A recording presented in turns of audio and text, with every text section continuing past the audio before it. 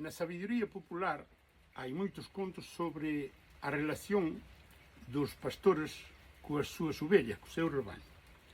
E como evidentemente os pastores na Transhumância, sobre todo, iban pa a montaña e botaban aló todo o verán, día e noite, moito tempo, entón a xente consideraba, ou había historias que o confirmaban, que os pastores tiñan relacións sexuais cas súas ovellas.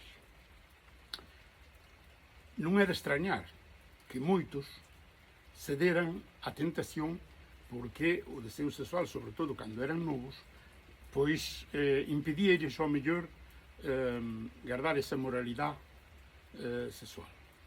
Entón hai un conto dun antropólogo que foi a unha tribu en África que alá no medio da selva e en toda a contorna non había outro branco máis que ele, pero resulta que un día, pasado un ano que estaba ali,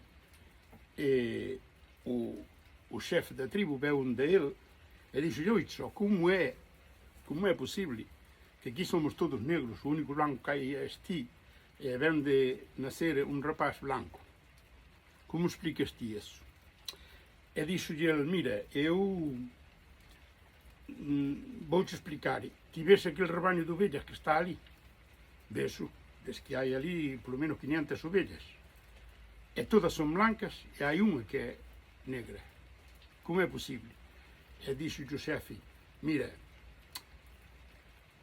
ti non digas nada do año e eu non digo nada do neno.